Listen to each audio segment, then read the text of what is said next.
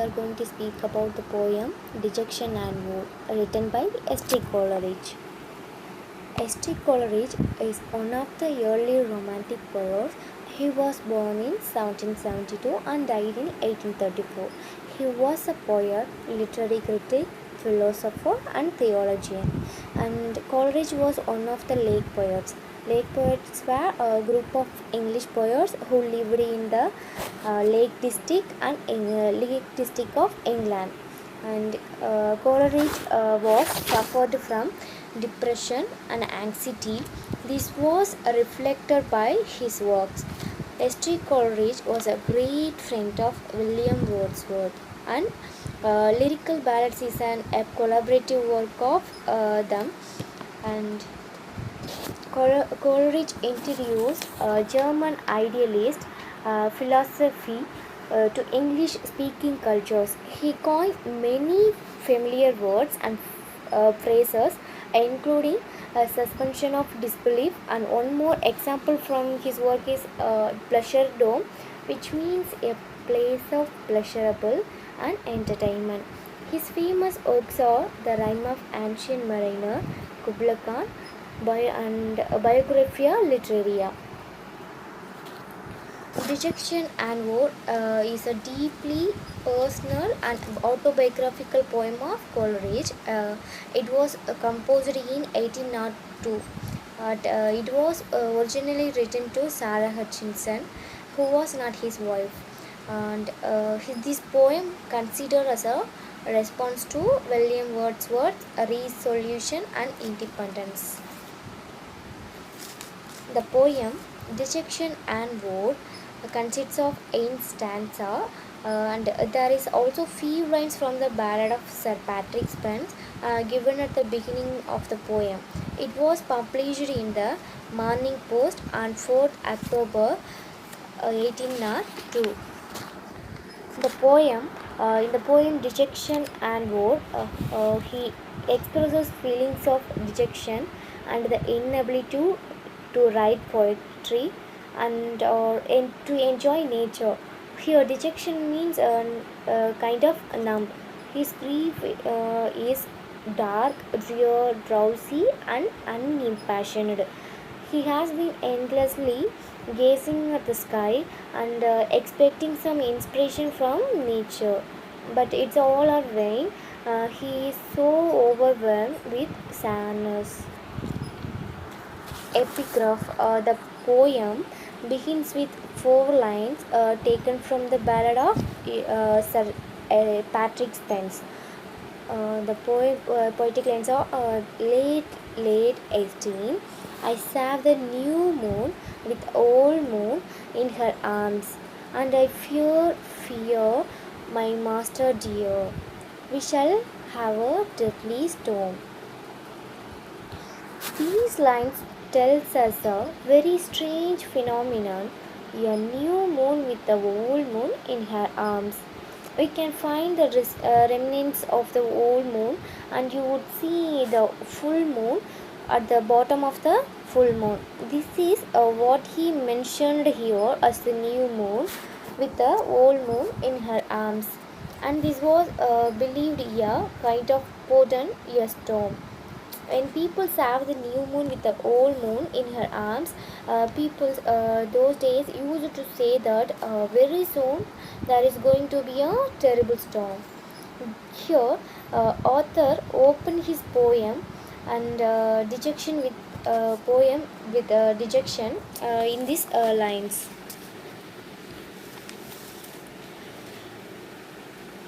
At this time.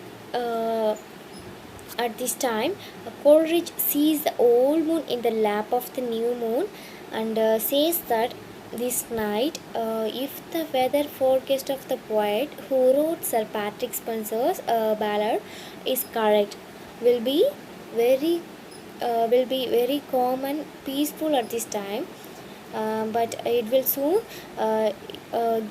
come. A terrible storm will come, and As the poet thinks like this, the wind turns into a storm, makes a loud noise, and the rain starts falling rapidly in the direction of the slope.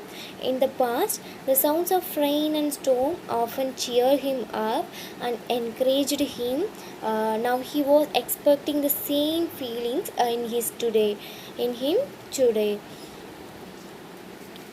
The grief felt by the poet is devoid of emotions, and it is empty, dull, and arouses no interest in him. It finds no natural outlet or relief in words or tears. The poet addressing the lady, and he says that he sees the beautiful sights and sounds of nature, like the western sky with its strange yellow green and song from the throstle bird.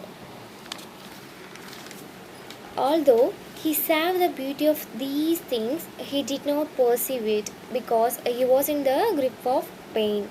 It all made him cold and joyless. And the poet says that the real source of pleasure is the heart of man, not the external forms of nature. So, if the heart of man is dead, here death means passion. Without passion, nothing can give him comfort or happiness. The poet says that what we get from nature is only what we give to it. If we see nature in a happy mood, it is because we are happy. That's why we can see nature in a happy mood.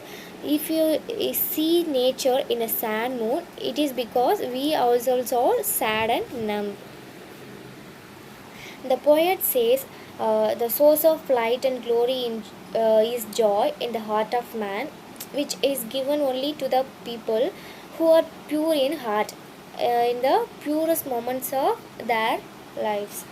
And at one time, uh, there at one time, even though there were hardships in his life, and the poet couldn't feel those hardships in this joy in his heart. But now the miseries and sorrows of life have crushed him. The poet says that his miseries and sorrows of life have crushed him more and more. The saddest thing for the poet is that every depression makes dull and numb, and philosophical and metaphysical thing crushes the growth in him more and more. It's made him as melancholic. The poet asks him to leave his toxic thoughts away from his mind and leave him alone. Suddenly, he turns away from them and listens to the wind blowing out long enough.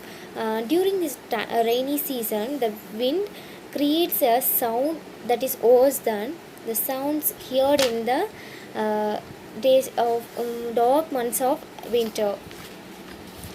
Then the poet asks what type of sound the wind currently makes, and the poet compares the sound of the wind with the sound produced by the retreat of a defeated army, and accompanied by the cries of man trampled with painful wounds. But now the wind again has ceased and make a deep silence. The wind now again has ceased, and it makes a deep silence.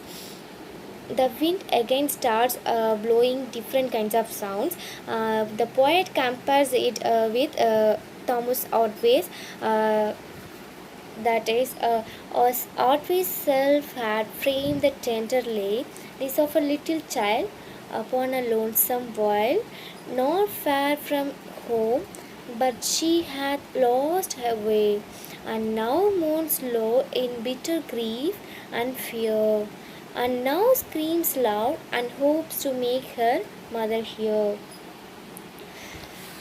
The poet says it sounds now resemble a tragic poem by Thomas Otway, in which he describes a lost girl wandering and howling in a lonely forest far from her home. The poet Here the poet compares the wind sound with the poem of the tragic poem of Thomas Sadway. Uh, in his poem, he describes a lost woman, a lost girl, wandering and howling in a lonely forest. It's far from her home. It was midnight, but the poet had no thought of sleep. He prays that his friend rarely experiences such sleeplessness, and then the poet prays for the pleasant sleep to her. And the poet hopes that she may wake up in the morning with a light and carefree heart, with sweet thoughts and happy eyes. And she is the most faithful friend he has chosen.